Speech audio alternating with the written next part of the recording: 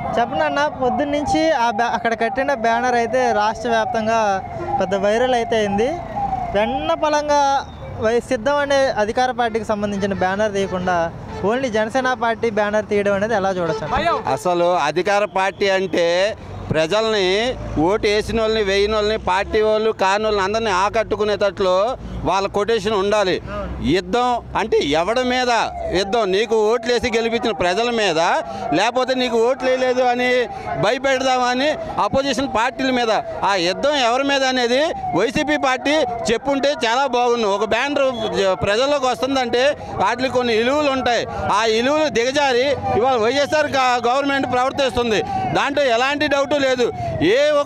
ఏ అరాచకం జరిగినా అది గవర్నమెంట్ వైఫల్యం వల్లే జరుగుతుంది, కానీ ఏపీలో మరొకటి కాదనేది మా అందరి ఆలోచన, ప్రజల ఆలోచన కూడా. ప్రశాంతంగా ఉన్న డివిజన్లో ఇప్పుడు ఒక రకమైన వాతావరణాన్ని క్రియేట్ చేశారు. ఎస్పెషల్లీ మీ 20వ డివిజన్లో ఎలా చూడొచ్చు అంటారు? 20వ డివిజన్లో తూర్పు నియోజకవర్గం మరి పొత్తులతో టీడీపీ ఎమ్మెల్యేని ఎవరైనా సరే అవని, జనసేన ఎమ్మెల్యేని పార్టీ పరంగా మనం గెలిపించుకోవాలి, చేయించుకోవాలని ఒక ఆలోచనతో మా ఉమ్మడి పార్టీలు నడుస్తుంటే జనసేన నుండి, వైసీపీ నుండి ఈ దేవినేని అవినాష్ అనే అతను నేనే గెలుస్తా, ఎవడైతే నాకు ఎదురు వస్తారు అనేటట్లు ప్రత్యేకంగా తూర్పు నియోజకవర్గం మీద ఫోకస్ పెట్టినట్టు చేయటం, ఇది చిన్న ఉయ్యాల్లో ఉన్న పిల్లలకు కూడా అర్థమవుతుంది.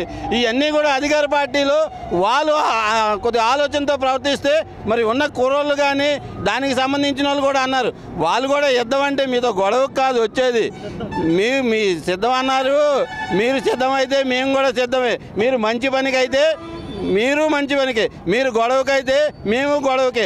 అధికార పార్టీ ఏం చేసింది అనేది వాళ్ళు చెప్పాలి. దానికి వాళ్ళు చెప్పకోకుండా ఇలా బ్యానర్లు తీపెచ్చడం ఇది కరెక్ట్ కాదు. మరి చాలామంది ఈ బ్యానర్లు వైరల్ అయ్యింది, వీళ్ళు చేసింది తప్పు అనే ఆలోచనతో మరి మాట్లాడారు.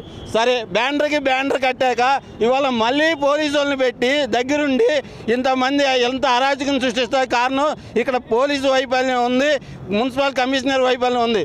మరి ఆ బ్యానర్ ఇప్పుడు కట్టారు, మధ్యాహ్నం వైరల్ అయిపోయిన బ్యానర్ కంట అది పర్మిషన్ లేదని తీయడం, ఇది ఎవరు రెచ్చగొడుతున్నారు అనేది నియోజకవర్గ ప్రజలు, ఏపీలో కూడా ఇది కూడా వైరల్ చేయాలని మేమందరం మిమ్మల్ని కోరుకుంటున్నాం. ఇటీవల భీమిలిలో ఏదైతే ముఖ్యమంత్రి గారి సభ జరిగిందో ఆ సభలో ప్రత్యేకంగా కొన్ని బొమ్మలు అయితే పెట్టారో, ఆ బొమ్మలకి కొన్ని బాక్సింగ్ కిట్లు కూడా పెట్టి వైసీపీ అనుచర గారు కార్యకర్తలు ఎవరైతే ఉన్నారో వాళ్ళతో రెచ్చగొట్టే విధంగా ఆ బాక్సింగ్ కిట్లను కొట్టించే విధానాన్ని ఎలా చూడొచ్చు అంటారు?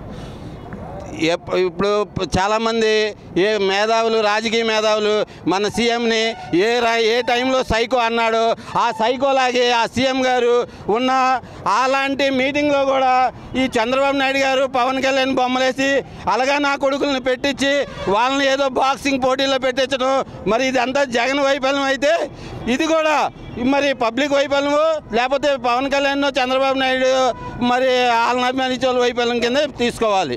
అది తప్పు లేనప్పుడు ఇవన్నీ ఎందుకు తప్పు అవుతాయి అనేది మా ఆలోచన.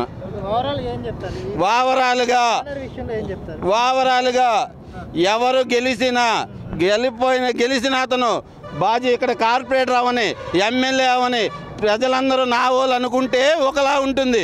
ఓట్లకి స్పీడ్లు పంచుకుంటాకి నా వాళ్ళు, దెబ్బలాట్లకి వీళ్ళు వేరే వాళ్ళని ఎవడు చూసినా సరే అది మంచి పరిస్థితి కాదనేది మా ఉద్దేశం.